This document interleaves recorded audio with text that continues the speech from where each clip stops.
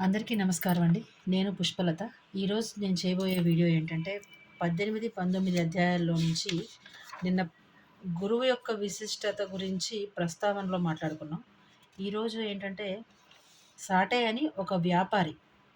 అతను షిరిడీ వెళ్ళే క్రమం గురించి ఈరోజు మాట్లాడుకుందాం.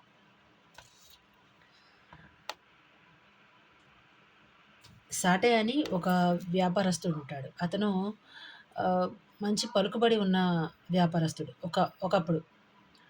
కాలాంతరంలో అతని వ్యాపారంలో నష్టం రావడం వల్ల, అలాగే ఇంకా కొన్ని ఏవో చికాకులు వాటి వల్ల అతను కొంచెం నష్టపోతాడు. అలాగే విచారగ్రస్తుడై ఇల్లు అంతా కూడా వదిలేసి పాపం విరక్తిలో తిరుగుతూ ఉంటాడు.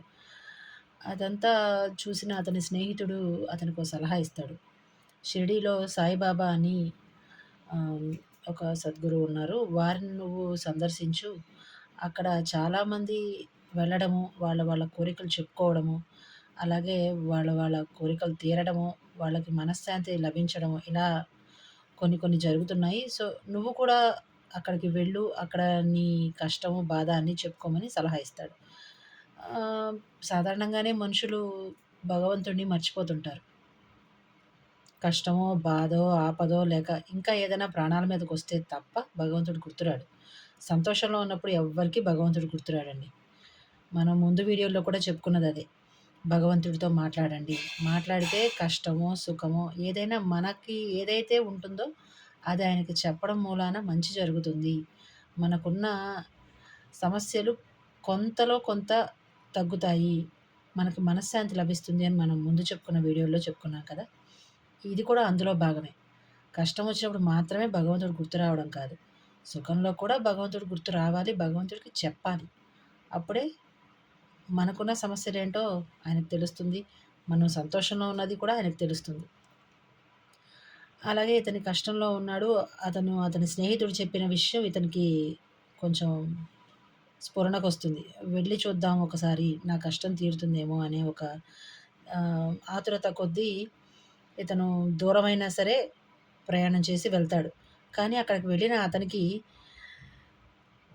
మంచి ఆహ్, ఆహ్, ఆయన బాబాగారిని దర్శనం చేసుకున్నప్పుడు అతనికెలా అనిపిస్తుందంటే ఏదో ఒక స్వచ్ఛమైన వెలుగు ప్రకాశంలాగా, అతను స్వయం ప్రకాశితుడిలాగా అనిపిస్తాడు ఇతనికి. బాబాగారు స్వయం ప్రకాశితుడిలాగా, లేదంటే మాలిన్యం లేని ఒక ఆహ్, స్వచ్ఛంగా ఉండే వ్యక్తిలాగా కనిపిస్తారు. అలా కనిపించడం వల్ల ఇతను వెళ్ళి బాబాగారి దర్శనం చేసుకొని, పాదాల దగ్గర కూర్చొని సేవ చేయడానికి కూర్చుండిపోతాడు. అప్పుడు ఇతనికి బాబాగారు ఇచ్చే సలహా ఏంటంటే, "నువ్వు 7 రోజులు ఇక్కడుండి గురుచరిత్ర పారాయణ చెయ్యి" అని చెప్తారు. చెప్పినప్పుడు అతను అలాగే చేస్తాడు. అతను అలాగే చేసిన తర్వాత 7 రోజుల సప్తాహం చేస్తాడు. చేసిన తర్వాత అది పూర్తయిన రోజు రాత్రి అతనికి ఒక కల కనిపిస్తుంది. కలొస్తుంది. ఎలాంటి కల అంటే బాబాగారు అతనికి గురుచరిత్రలోని కొన్ని పేజీలని తిప్పుతూ అతని ఎదురుగుండా కూర్చొని బోధ చేస్తున్నట్లు, ఏదో బోధిస్తున్నట్లుగా అతను కలగంటాడు. అలా కలగంటం అతనికి చాలా ఆశ్చర్యంగా అనిపిస్తుంది. నిద్ర లేచి చూసుకుంటే జ్ఞాపకం చేసుకుంటాడు.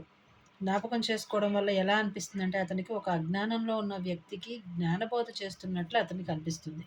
అలా అనిపించడం అతనికి చాలా సంతోషంగా అనిపిస్తుంది. క్రమేణా బాబాగారు ఆయనకి ఏం చెప్తారంటే, ఇంకొక సప్తాహం ఉండి ఈ గురుచరిత్ర పారాయణ చెయ్యి. తర్వాత నీకు ఉన్న కష్టాలు అన్నీ తొలగిపోతాయి. ఆ సమయం ఆసన్నమైందని చెప్తారు. బాబాగారు చెప్పినట్లే అతను గురుచరిత్ర పారాయణ చేస్తాడు. అతనికి అలాగే సమస్యలు తొలగిపోతాయి కూడా. ఈ రోజుకి ఇంతేనండి. అందరికీ నమస్కారం.